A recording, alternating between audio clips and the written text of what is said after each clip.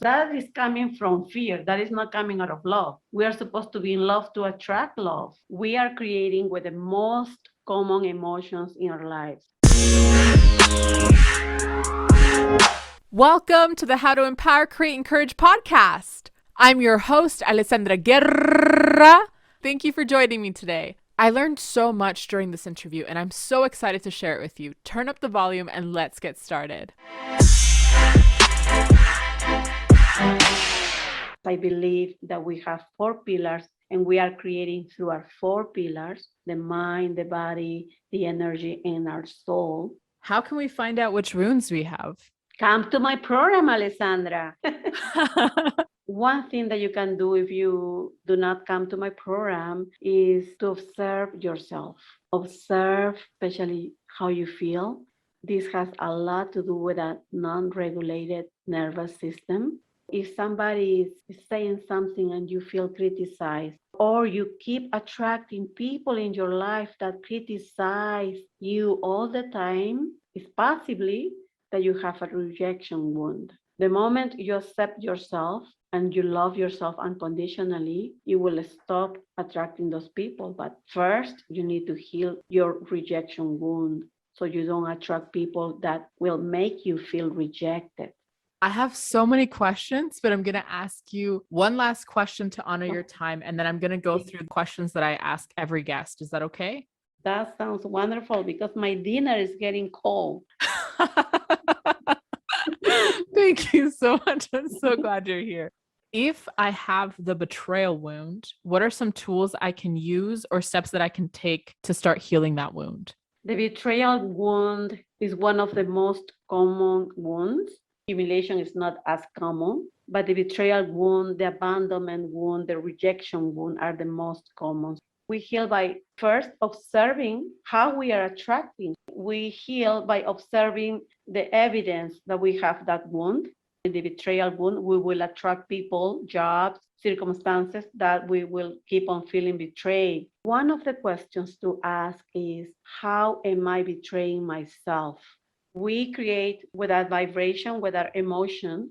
In betrayal wound, the main emotions are distrust and fear. So if I do not trust people, I will attract more circumstances in my life, including jobs, where I prove myself that I'm right, that I cannot trust people. Wow, that's so profound. And you mentioned that earlier, and I love that.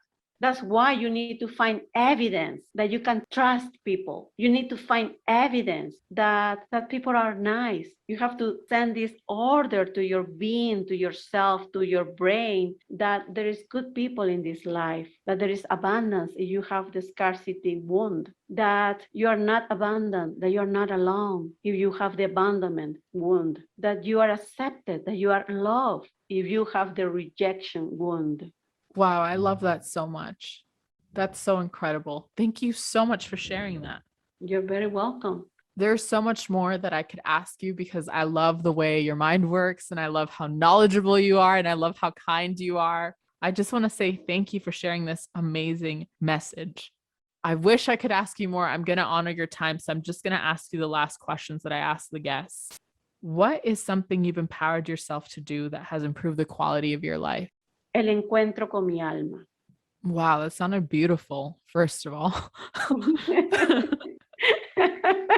What is that? You're talking about mother. No, that sounded beautiful. I think it's something like the encounter with my soul, the meeting with my soul, the communication with my soul. This morning, when I was doing my spiritual routine, I have at least 1 hour routine every morning where I connect with the 4 pillars of abundance and progress and well-being. I connected to my soul again, and this time was so beautiful. I was just thinking about a person that I'm helping right now, that she has the humiliation wound. She felt pointed at all the time by their parents. And now this is affecting her, even her body and her skin. And she feels that she needs to go out late so people cannot look at her. I was thinking what exercise I can do for her. I was just showering. When you shower, you are also very connected to your being. I got this impression that I should do the mirror exercise with her. And I didn't think about that because she's not very comfortable with her physical appearance. And when we have the humiliation wound, we may get weight. We feel that people are looking at us, so she doesn't like to look at the mirror. But I was trying to feel her emotions, and I look at the mirror and I saw, and I know this is going to sound very kind of freaky, but I saw that one of my eyes is so different from the other eye. I was looking at me and I had this beautiful connection, and I saw my left eye, and it was so different from the right one. My left eye was bigger. It felt so empowered. It felt amazing. It felt so confident. And the other eye, it felt different. I know this is going to sound crazy, but I asked myself, is this my soul's eye? And I just started crying. And I felt so connected to my soul. Before I work on my wounds, I was so healed and broken like most of us. And I felt that I was not good enough. I felt that I needed to do so many things to feel worthy. I didn't know that Heavenly Father loved me so much, and I didn't need to do anything for Him to love me. In that moment, when I was feeling so connected to my soul, I was so grateful for all the things that I went through. And because of that, I could understand pain, the pain of others, and I can help other people. But I was so happy. My soul, when I am connected to my soul is confident. My soul is not anxious. My soul is not in a hurry like Sylvia. Me, Sylvia, the human Sylvia, is in a hurry sometimes. And we cannot feel God or our soul when we are in a hurry, when we are in a lot of noise. We need to make space for those moments when we are connected to our eternal intelligence, to our divine essence. And that is what empowers me to be connected to my soul, because my soul is empowered. My soul is not in fear. She is immortal, no fear at all. She's never going to die. So there is no fear. And she's not in a hurry to achieve the goals. And that empowers me. Wow, because she has all the time in the world. Yes, it's eternal. Wow, I absolutely love that. Thank you so much for sharing that. What is one thing you'd like to empower others to do to improve the quality of their lives? You know what is the mother of all the wounds? You know what is the reason why we have all these wounds? What is? We didn't feel loved unconditionally. We were not seen and accepted for whom we are. So one thing that is going to help us is just be aligned with the reason why we are all in earth. The main commandment, the main reason why we are on earth, and it is to learn to love, to expand in love.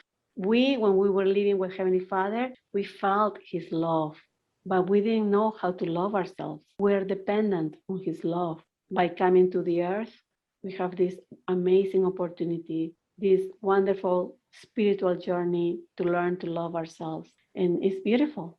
There's nothing better than learning to love ourselves and accepting ourselves. And this is something that I love to do. I love to help people to get to that. That is so beautiful. Thank you so much. You're As you were welcome. talking, there was something I remembered about what you said earlier. You said, love says accept. You're talking about the mother of all wounds, and that's a lack of love that was felt, a lack of protection, a lack of, all the stuff that comes with love, and the lack of brings a lot of pain for Yes. people who can't accept themselves, for people who can't love themselves. What's something you would say to encourage them? We cannot love someone that we do not know. So get to know yourself. Oof. Wow, that's profound. I love that. Oof. Thank you. I really like that. Wow. Nothing else needs to be said. That was like a punch. I like that so much. Oof. Very well done.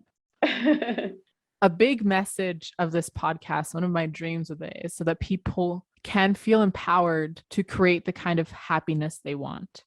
And I believe that we all were created by God to feel happy. and that we are empowered to create our own happiness, to create the life we want, the love we want, the reality we want, and the world that we want. Yeah. So my last question to you today is, what is a reality you want to create in your life? I want to become the best version of myself on this earth so I can become my fullest potential as a daughter of God.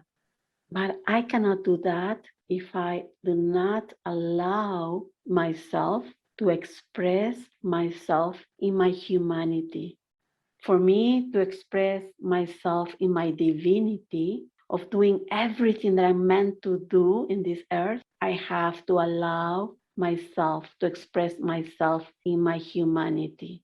So I have to be very comfortable with whom I am. And that I will do through accepting and loving myself, not in spite of my mistakes and flaws, but because of my mistakes and flaws.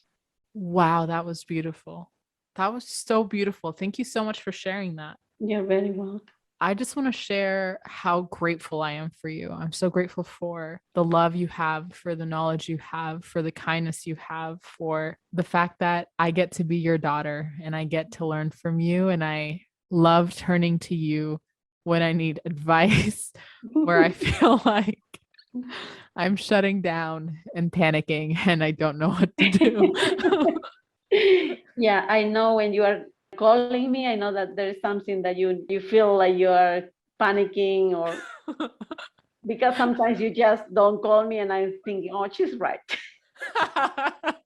You know what? I am also grateful for you. I'm also grateful for you and the journey that we had in 2008. And I know it lasted for 2 or 3 years, but I have grown so much as a mother thanks to that journey, thanks to that time that we both share. I'm so grateful that you chose me to be your mother. I believe we are chosen as mothers. I don't know about parents or fathers. I don't know about fathers, but I think we're so. One day we were talking in the living room. I remember that night in Tawasen, and it was so beautiful. We could feel the spirit, and you said we are kindred spirits. And I wasn't sure of the meaning of the word, and then you explained to me, and I started crying. Oh yes, we are. Yes, we are kindred spirits.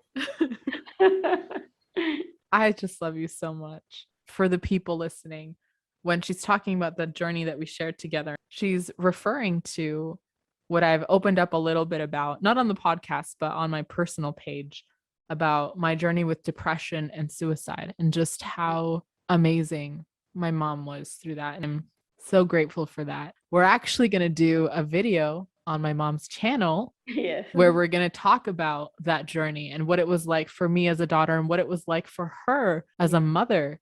She gets contacted by so many parents with kids who have mental wellness needs and who are overwhelmed because it's an overwhelming journey. It wasn't just overwhelming for me. It was overwhelming for my mom, who loved her daughter, who wanted to take her own life. I can't even imagine having to be put in that position. I just want to say thank you so much for everything that you did during that.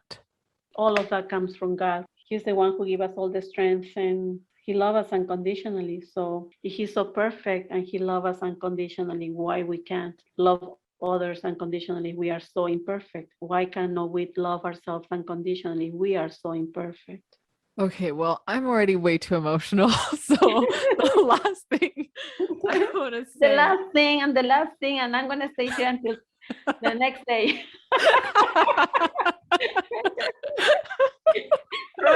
probably Theo ate my dinner already.